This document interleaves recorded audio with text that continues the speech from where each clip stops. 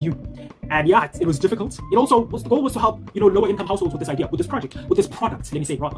It was to allow them to use less electricity than they normally use so that they can spend less and save more money. And if it worked there, it would be able to work even in the other environments. It's not limited just to people from disadvantaged communities, but it was going to help them the most. That was our target market.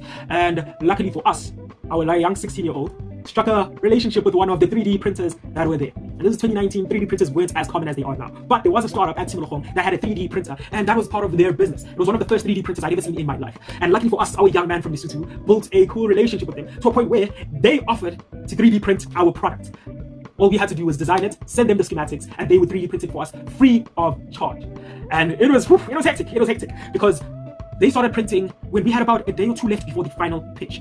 And it was anxiety inducing. There was a possibility that it wasn't going to be ready for our pitch. And before we had the final pitch, we had dry runs. And unfortunately, our dry run was one of the worst.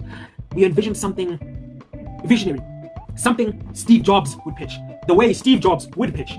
But it did not work at all. We argued on the stage. On the stage, we argued. And it seemed hopeless. It completely seemed hopeless. Until the last week, somehow, things just started clicking for some reason. Our young 16-year-old, ironically, he was the only one who could develop in our group. He created the digital interface for our product, and he did an amazing job. And the 3D printed device came sooner, and everyone, we went from arguing almost every single day to being like best friends. And it helped us a lot the time the pitch came. We were one of the last people to pitch. I think we were second last. And the cool thing is, we were the only ones, literally the only ones who had a physical product. All the other teams only had digital products. We had physical and digital. And I'm not gonna lie, it was difficult and grueling. I had never felt that much stress in my entire life. I felt like giving up so many times. And when the pitch came, my heart was beating at 100 miles an hour.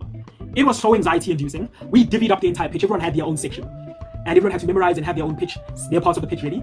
And when it came time for the pitch, I was stuck in place. I had zero charisma. Now when I pitch, I'm easily able to pitch and walk around, speak to the guests, show good body language. But then, it felt like a grade 1 being forced to sing Nkosi Sikeleli in front of their entire class. Yeah, I was standing still like a statue. But something very unexpected happened. The judges had their own vote on who was the top 3. And it was really cool. We had one of the deans from MIT come through, and amazing people from MIT come and be part of the panel, as well as some high-level people in the tech space at Timologong, some of the highly recognized startups there. And we made it into the top 3. Imagine, from being one of the worst people, we made it into the top 3. Not only top 3, we were second. Another group went first, and the prize for that was getting free incubation at Timologong for about 6 months. And then they did something else, which is really cool. They said, how about an audience best voted startup idea? And guess what? We won it by a landslide. And that was the start of my entrepreneurial journey. And it's been an amazing journey so far. This has been Tech with City. I'll see you guys on the next one.